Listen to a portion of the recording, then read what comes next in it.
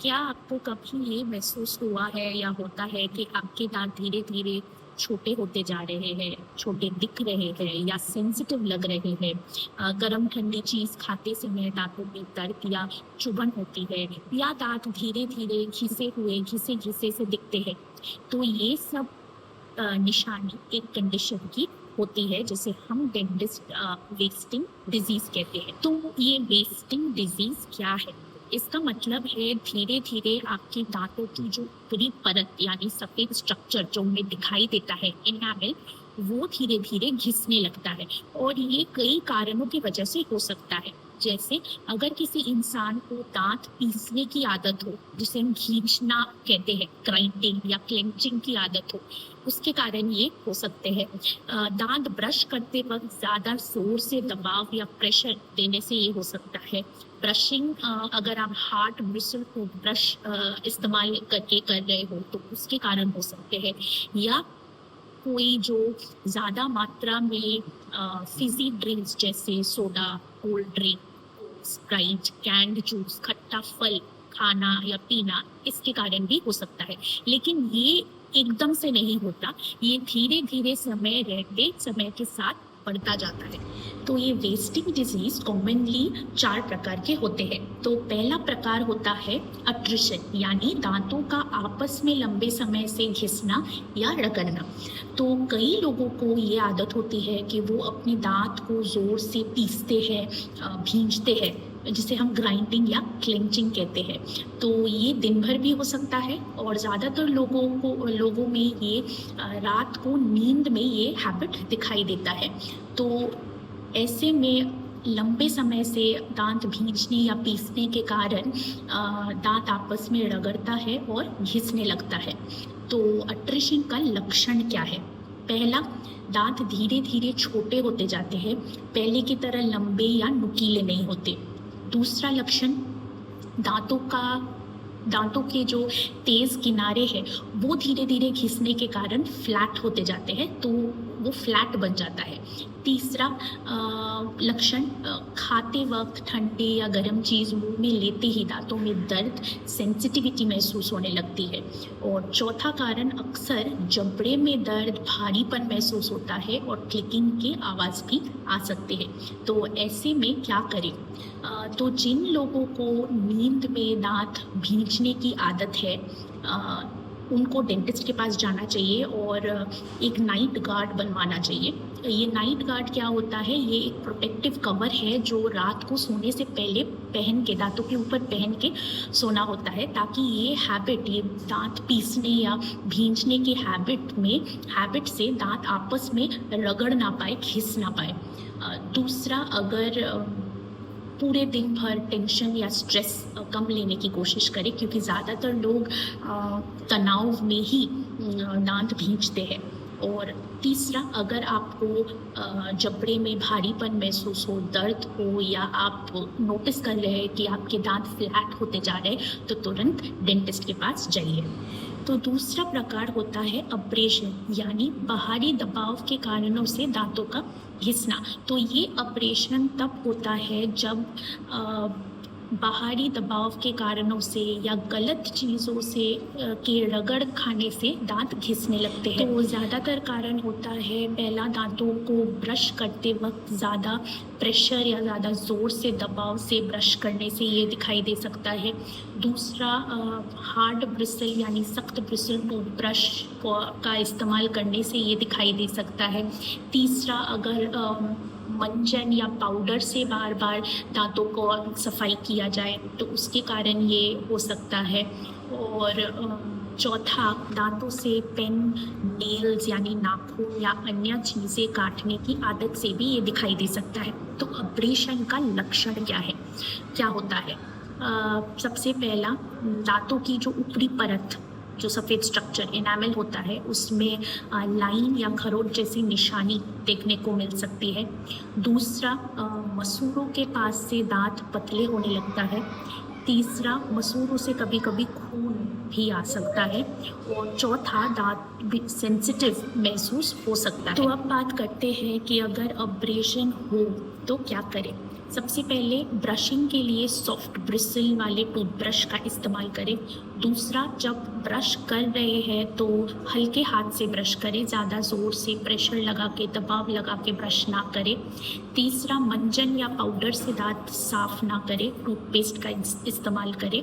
चौथा, दांत से पेन या नाखून चबाने की आदत अगर हो तो वो उसको हटाए, वो गलत आदत है।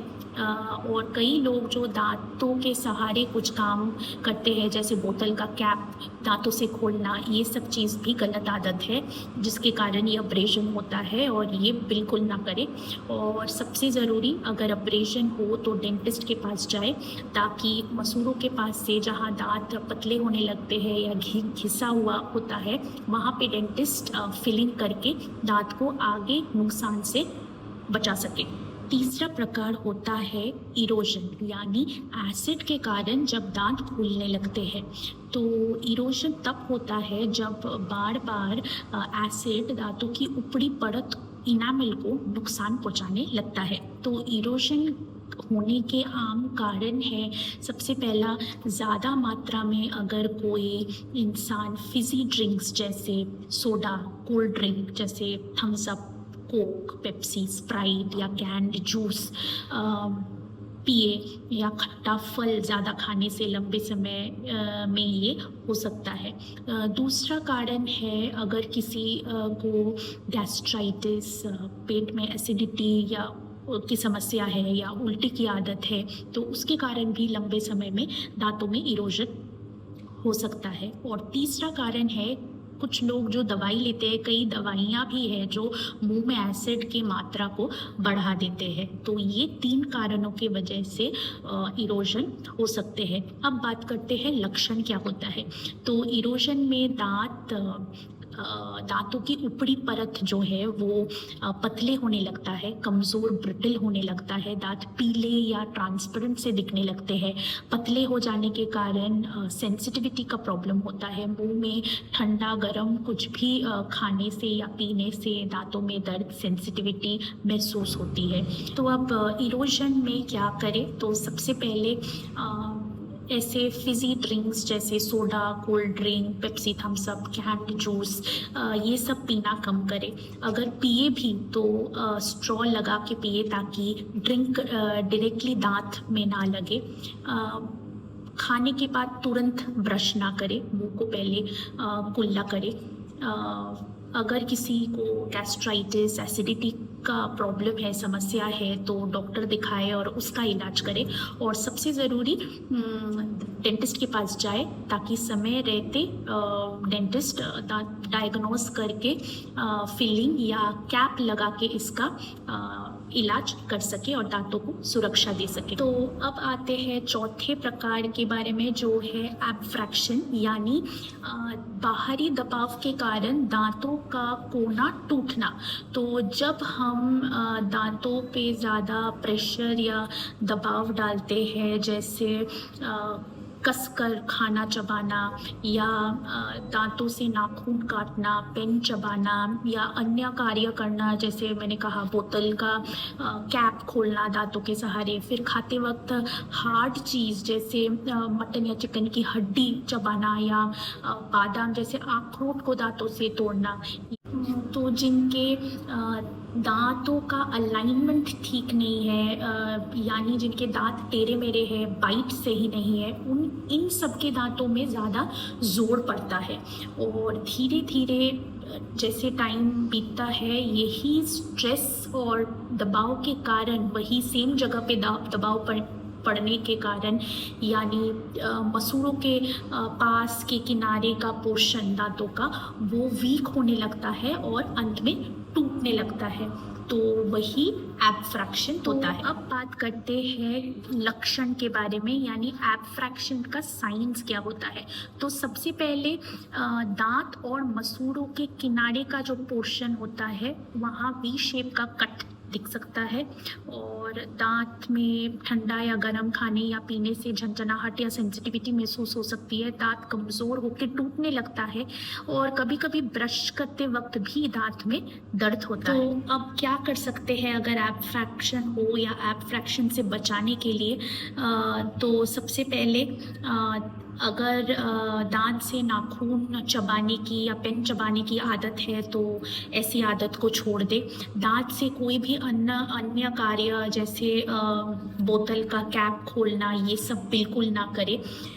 अगर किसी का बाइट सही नहीं है यानी दांत टेढ़े मेढ़े है, दांतों का अलाइनमेंट सही नहीं है, तो डेंटिस्ट से समय रहते कंसल्ट करें और उसका इलाज करवाएं, क्योंकि आगे चल के वरना इसी के कारण एब्फ्रैक्शन हो सकता है। तो prevention is naturally better than cure, और सबसे पहले उसका इलाज करवाएं। और अगर जिन लोग ये देखते हैं कि उनमें ऑलरेडी एब्फ्रैक्शन है यानी वो वी शेप कट मौजूद है मसूड़ों के किनारे से दांतों के पोर्शन में, तो वो भी डेंटिस्ट के पास जाए ताकि डेंटिस्ट उसका इलाज कर सके, फिलिंग करके रेस्टोरेशन करके उसका इलाज कर सके और दांत को प्रोटेक्शन दे सके। ऐसे पेशेंट्स जो दांत रात में नींद में दांत भींचते हैं यानी ग्राइंडिंग का जिनका आदत है, वो भी डेंटिस्ट से सलाह ले और नाइट गार्ड बनवाए ताकि वो सोने से पहले वो पहन कर सो पाए, जो दांतों को प्रोटेक्शन दे और दांत फिर आपस में ना घिसे। ये सब करना बहुत ज़रूरी है। याद रखिए, वेस्टिंग डिजीज़ एकदम से नहीं होता, ये धीरे धीरे समय के साथ बढ़ता जाता है। इसीलिए बहुत ज़रूरी है कि समय पर इसकी पहचान की जाए और इसको रोका जाए, इसका इलाज किया जाए।